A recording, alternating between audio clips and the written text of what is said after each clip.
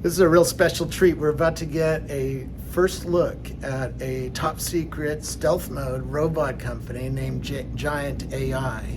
And the founder, Adrian Kaehler, built the computer vision system for the first Stanford autonomous car, which became the Waymo company, and built this core software for Magic Leap, which became one of the bigger augmented reality glasses company, just won Best of Show at Augmented World Expo a couple weeks ago. And he wrote literally the book on computer vision that's used in a lot of computer science classes today. So it's a real treat for us to get a little look inside some secret stuff. Well, this is the robot school. So what you see here is a large number of robotic agents that are actually practicing and training and learning. The secret sauce of Giant AI is the artificial intelligence that controls the robotic bodies, right? So if you think about this robot, why don't people make robots out of plastic, in the past, right? And that's because in the past, the paradigm was the robot should be precise and it should do things in a repetitive way. But if you think about environments that are designed for humans, this task is not exactly repeated twice ever, right? It's going to be a little different. You're going to flip a burger, you're going to flip the next burger, it's going to be a slightly different burger being flipped in a different place, whatever. The cheese might be in a stack and you got to just grab a slice. Whatever you're doing, it's going to be a little different every time. So this kind of paradigm of precision doesn't even work for normal human tasks. But if the paradigm is one of perception and dexterity, that's what we humans do. We look at what we're doing, we feel with our hands what we're touching, and we interact with our senses to constantly adapt for changes, not just in the environment, but our own bodies as well. So these robots that you see in the background here, every one of them is in some sense slightly different than every other one because they're manufactured using high volume consumer type processes. But it doesn't matter because the AI that controls them quickly learns to inhabit that body and quickly learns how to achieve a task using its own form, even though it's not a precision form, right? When it reaches with its hand, it looks at the relationship between its hand and what it's grabbing and constantly adapts based on what it sees. So it doesn't really matter if, a moment ago I tried to reach forward and I ended up a half a millimeter short of where I thought I'd be. It doesn't matter. I just look at where I am and I do the right thing for the moment that I'm in. So what's happening right now is the robot you see is actually learning.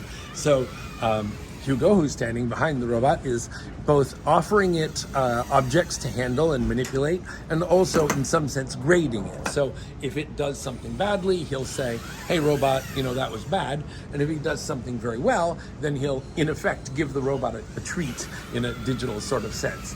So what you see is the robot is learning how to manipulate this kind of rigid object that's somewhat complex in shape. And it's practicing this phenomena, this we call loading rails, very common in a factory setting, loading something into a machine. So it's kind of learning that. But it's not just learning about the rails, it's learning about this object that it's holding, and it's also learning how to be efficient, how to be fast, and how to handle objects that it may have never encountered before. This object is rigid and round and shiny and has many properties that are somewhat antagonistic to the algorithms of the 20th century. That's cool.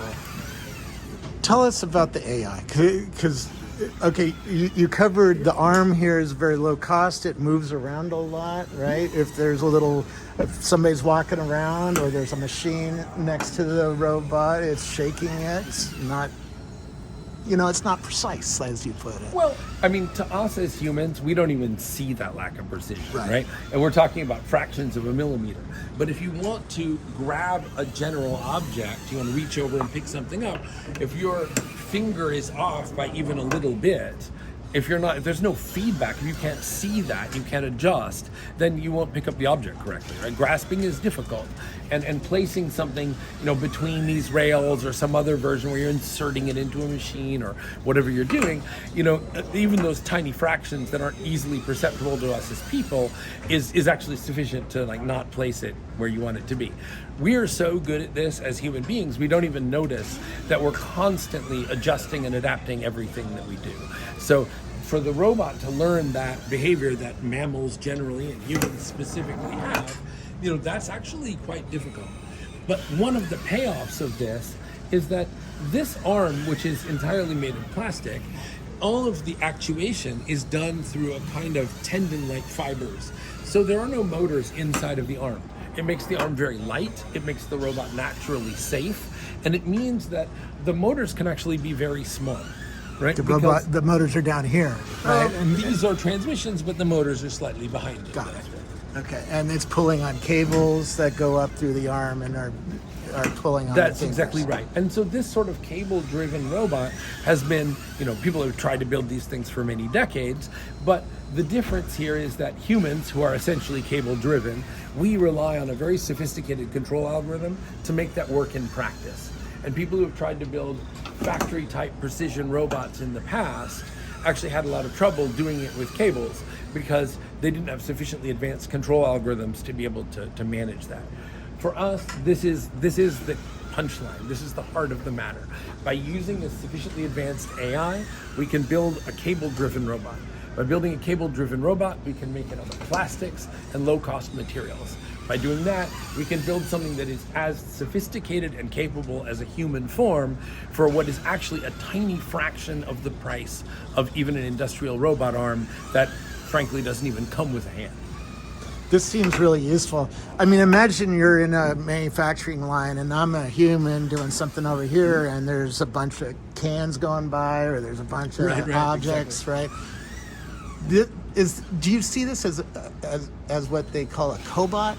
In other words, a robot that works with the humans, and I would hand something to a cobot? Well, we don't use the term cobot because over time, cobot has become a very specific term in the industry. Okay. So a cobot technically refers to something that looks like a traditional robot arm, but has sensors in it that can sense its impact with a person or something in the environment, stop its motion. So it's designed to be safe, but it's otherwise the same as traditional robots.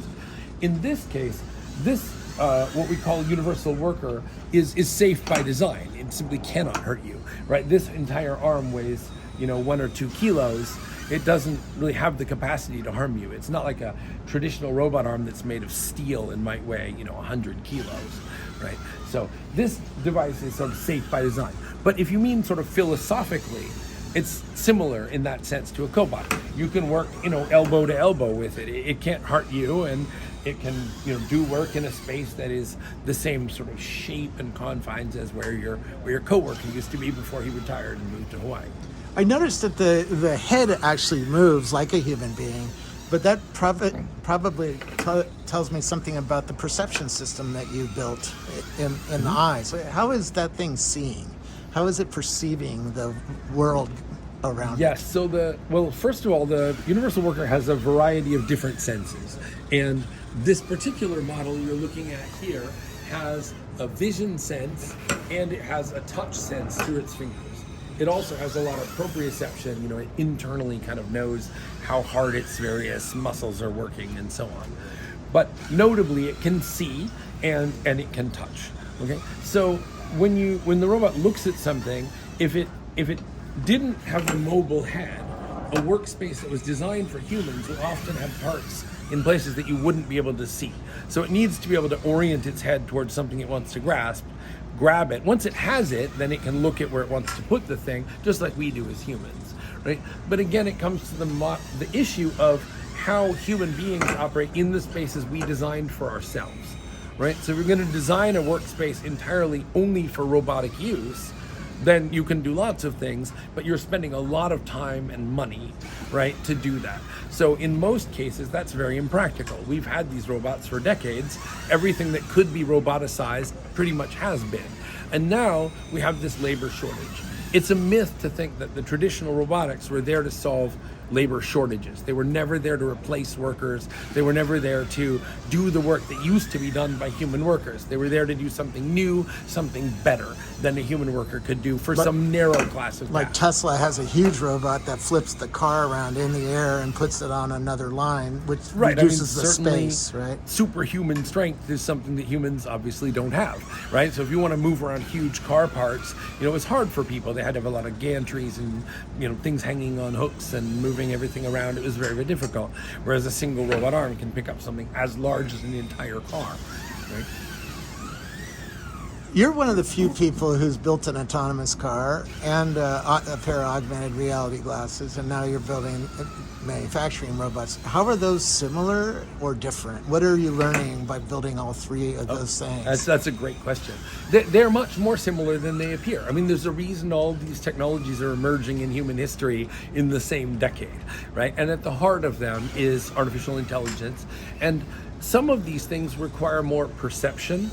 So, for example, a self-driving car is relatively easy to control. It's easy to make it do what you want it to do, but it lives in a very dynamic environment. So the life of a self-driving car engineer is very much dominated by problems of perception and not so much challenging in the world of control, right? Whereas some of those other things, obviously in augmented reality, control is not an issue because your glasses are not supposed to be driving you around, so that's wait theory. till you see the ones that are coming out soon. Well, that's true. That's true.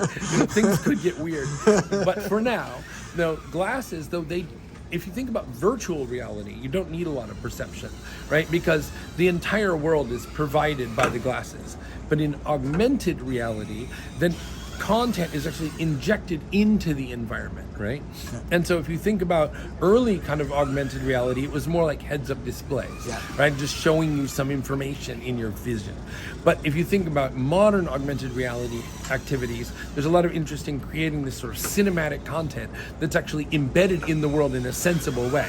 So for example, you want to have a conversation with somebody in a kind of teleconferencing mode, you want to perceive them as like a sort of hologram that's actually sitting in a chair at your dinner table, right? Well, that requires that your glasses know that there's a chair there. It also requires them to know that there's a table, because the table, of course, occludes part of the person's body. So figuring out how to create a rich augmented reality kind of cinematic experience embedded in the material world requires a rich perception of the material world. Yeah. Now, if you're a robot, that's the next step. It's all of the above. Right? The robot has to have a rich perception of the material world in the same way that an augmented reality device does. A car needs only concern itself with things that cars tend to see, other cars, bicyclists, and so on. An augmented reality device needs to live in your natural space. For a robot, it's very similar. The robot operates in a natural space created originally for human use, and so it needs to be able to handle objects it's never seen before, and changes in the environment, and going from one factory to another, and so on. This robot can it work in a dirty environment, a wet environment, or is it designed to be in a fairly dry, fairly clean environment? Well, the one you see in front of you is a R&D implementation, right? Yeah. So we have focused up to this time on building units that had very high capability to allow our artificial intelligence team to really work on the algorithms and develop the control paradigm and perception and so on. So the next step for the company on the hardware side is to build versions of this that are designed for higher volume manufacture and sort of more general robustness in the environment. But one of the things that's interesting about this robot is, for example, if you were working in a restaurant where there was hot grease, clearly the robot is not readily designed to deal with that hot grease, but then neither are humans. What do humans do? They wear an apron or gloves or something like this. Because the universal worker has this humanoid form factor, it can use an apron or gloves instead of some custom manufactured thing that might be very expensive. You can just go online and buy gloves for it, or go online and buy a face mask for it, or whatever you would need to protect it. I was thinking about all the factories I've visited around the world. One was the Louisville Slugger Bat Company, right? And there you had a human putting a piece of wood on a lathe, letting the lathe do its job, and then taking the bat off the lathe and putting it in a box. Is that something that the question is, how heavy an object can this robot lift? And could it do that kind of job where it's maybe a 3-pound bat or something? Sure. Like that? The normal lift, actually, so this is a funny feature of building robots in America, because all these spaces that were designed for humans, this is not the 1930s, right? This is the 21st century. So there's a lot of rules about repetitive stress injuries and things like that. So human workers don't highly repetitively handle excessively heavy objects without some kind of other infrastructure that supports that, right? So here what's happening is that the worker is designed to handle objects on sort of 1 to 2 2 kilogram range. Not extremely heavy, but that's actually quite typical for repetitive work. One of the things that you get for having 2 hands, though, is that not only can you, in essence, be stronger if you pick something up, there's some other subtleties in having 2 hands. If you pick something up in a 2-handed grip, you now mostly move it with your arm muscles, not so much with your wrist or fingers, right? Also, on many objects, they may not be extremely heavy, but for example, the bat that you mentioned is actually very hard for a robot to handle traditionally because a robot typically has just one point of grip. And so it may have a lot of kind of leverage, right, to twist in the grip. Whereas if you have 2 hands, large objects are much more easily handled for that reason as well. Yeah. So that's a very classic job in the US. In many of the advanced industrial countries, manufacturing is dominated by this task of essentially taking material, putting it into a machine, letting the machine do whatever it does, and then taking the material out, right? This is called machine tending, and this is a major market for us to just operate that machine, where the machine is maybe been there for decades and is going to continue working for many, many years, but the owner of the factory can no longer hire the sort of labor they need to just stand there and put bats into a lathe. My other friend Barry runs a jewelry company here in Santa Cruz. He has a huge factory that does a lot of jewelry. Could your robots pick up small things like rings or earrings or things that you put in your nose or things you put in your tongue or things you put in your ears, right? Just like a human, right? A young child couldn't handle something like that either, right? And as the baby becomes a little child and the little child becomes older, they become able to handle more fine things. Our workers are going through a similar kind of evolution. As the artificial intelligence controller evolves, it becomes more and more capable of handling more and more challenging objects. So, things that are very fine or things that are very thin, or a little bit later, things that may be flexible. If you think about, handling a piece of paper or folding a towel in a hotel, these are things that we will be able to do, but the AI controller is in essence growing up in the same way that you would expect a child. On the other side of that, a lot of jobs I've had to do on manufacturing lines require some force, screwing in a screw or even loading a motherboard. I built Apple II motherboards when I was a kid, and putting those parts in the motherboard required some force to get them to snap in. How much force can your robot do, and is it designed to do that kind of work where you have to put some torque on a screwdriver or something like that? In general, it should be able to do whatever a person can do. It's not super strong, it's not designed to be stronger than a person, but it's designed to have enough strength to do anything that a person would at least repetitively do. One of the differences between kind of biological form like a person and the form that we use for the universal worker is that people are capable of kind of burst outputs of force or energy, and they don't have quite the endurance of the universal worker. The universal worker is a little bit more tuned to repetitive action than the human body, but if it's something that a person does all day, then you would expect this robotic agent to be able to do that as well. Now this is where you do the AI, this lab, and you have other labs where you actually build the robots, right? Tell us a little bit about Giant, the company you're building. Well, so there's actually 3 labs. So there's an AI lab, which is pure software, right? Then there's this lab, which is where it kind of all comes together. And then there's another lab, which is a production lab, which is where the robots are actually built and where we're doing the foundation work to design, the next generation while we're producing whatever generation is coming off the line today. So the AI team builds algorithms, the hardware team designs and builds the universal worker, and then they kind of come together in this lab, and we actually install the software, and this is where they learn and practice and play with their toys and grow their dexterity and their understanding of the world around them. How does a worker like your worker here train this, and how fast is it at being trained? Because in previous AIs, it took a lot of iteration to train something to do a job like what you're trying to do with these things. Tell us, what's the state of the art of the AI? How fast is it? This is something that's happened in AI broadly that is really game-changing for us, but really for the entire AI community. There's been a big shift from a situation in which you have to kind of train some kind of algorithm every time for every different task to a situation where you have something analogous to what's called a foundation model in natural language processing. You've done a great deal of sort of generic training, and then only a small amount of additional information is needed that's kind of task specific or tells it what to do. In fact, in this case, the greater challenge is simply how do you convey to the worker what you want it to do, rather than per se programming it to do that or even teaching it how. It's not how, it's just what is the big challenge, right? So these universal workers, they've practiced all kinds of things and done all kinds of things and seen all kinds of things before they ever get to an installation. So then when it's time to actually learn a task at a factory, they need to be shown the task, and then they practice it for a couple of hours, and typically by the end of the day they can do whatever it is that the human worker was previously doing in that work cell.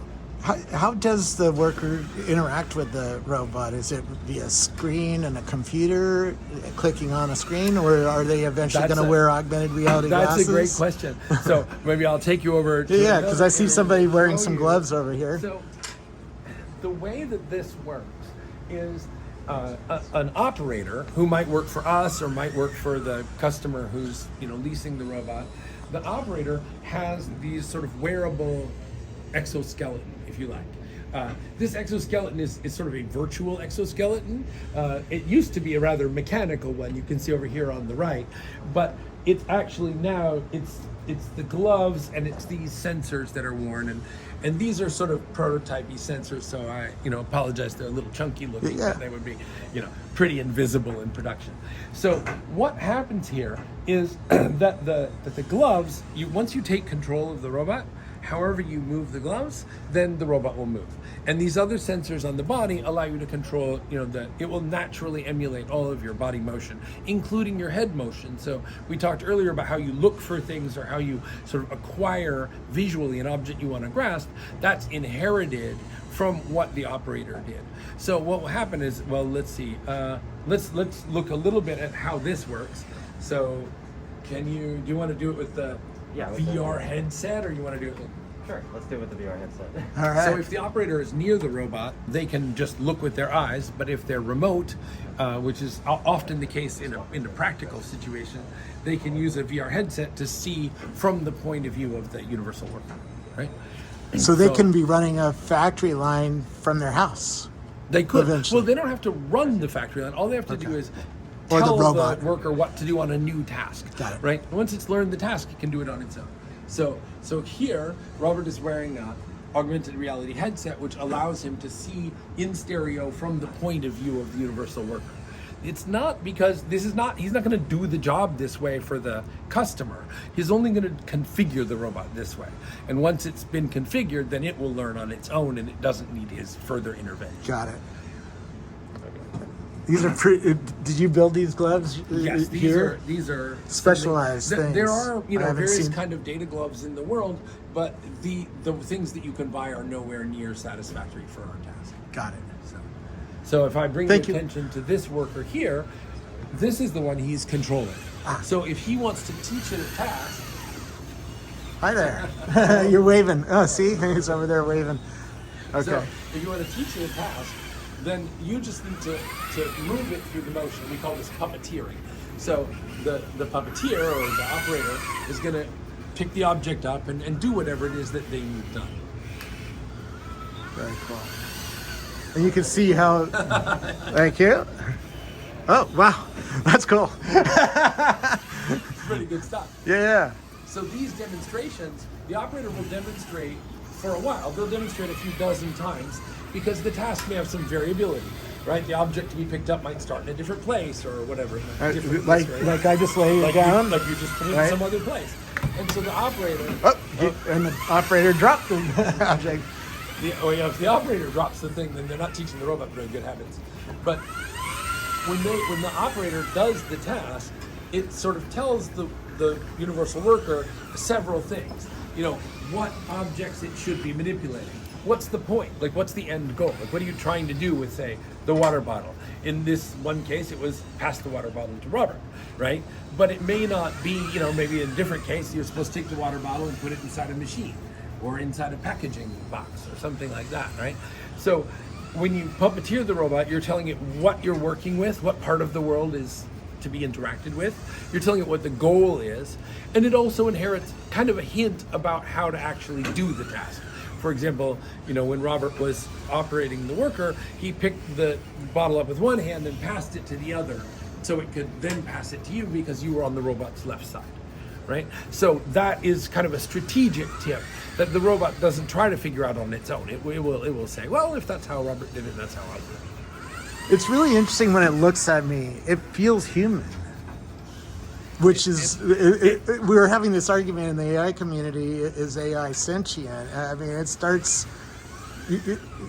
your human mind is too simple for this, and starts ascribing human qualities to this almost instantly, right? Obviously it has this humanoid form, which is very tempting, right?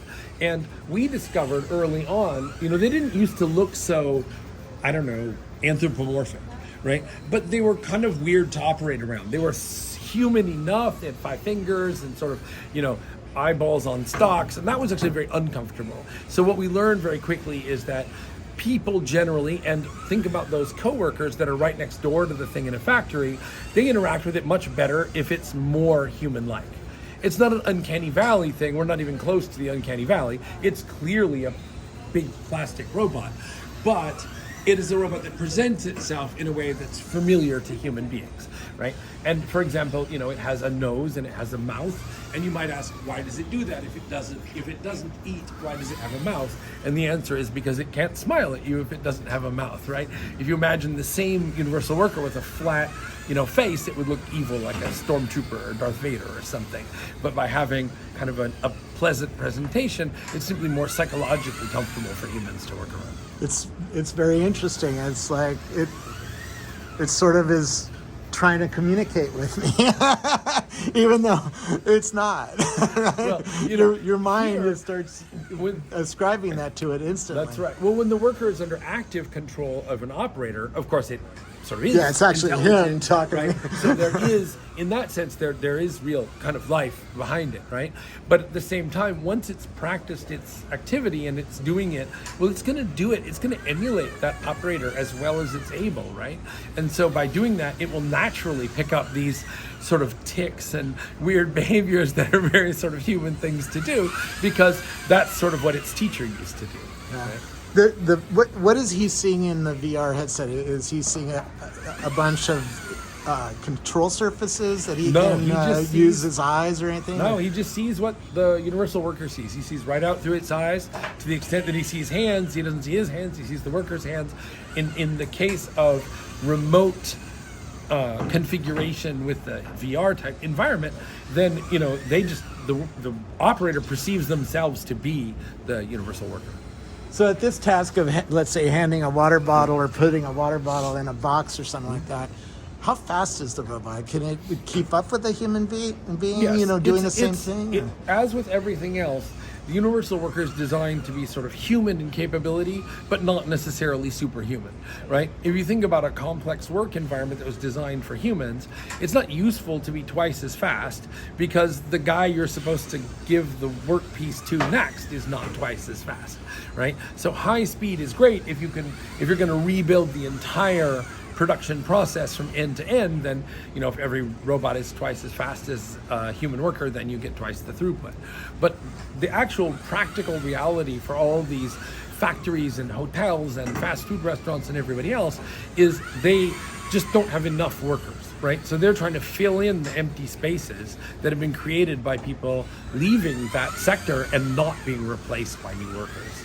Very cool. So faster is not necessary, but human speed is the goal. Is there anything I'm not thinking of? Because you've been building this for years now.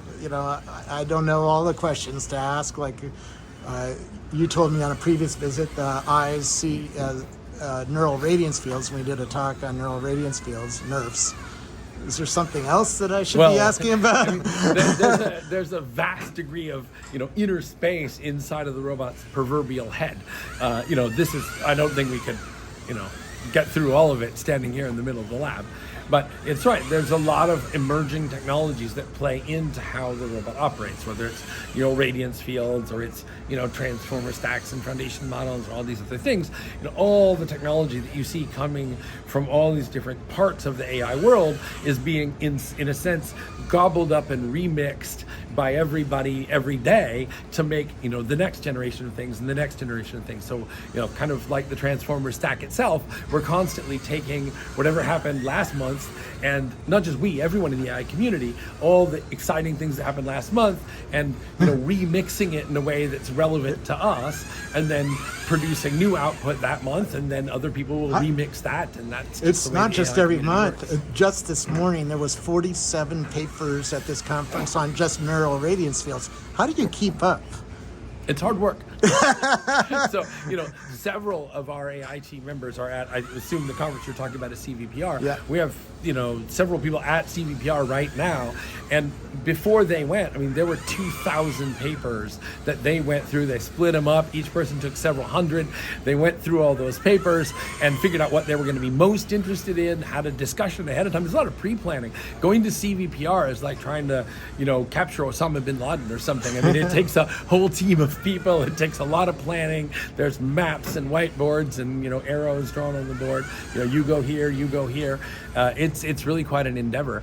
And, even when there isn't a really big salient conference like CVPR or NIPS or ICLR, there's, papers coming out on archive preprint papers in the AI space, every day. There's dozens of papers that have to be at least given a modicum of consideration to determine whether there's something there interesting to us. If you got a tour of a competitor's lab, like a Tesla lab or something like that, what would you be looking around at? Spandex.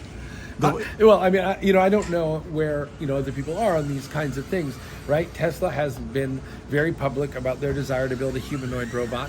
Their conceptual robot is one with legs that also walks around. That presents a lot of really serious engineering challenges. Also power, though I suppose Tesla's if you need a big battery in your robot, Tesla's a reasonable place to go. But their approach is, I think, more typical of a large company, is to set a very complex omnibus approach that has sort of everything you want in it, and then try to build that. It may take a very large team and a large amount of time, but the concept is to then finish with something that's very complete.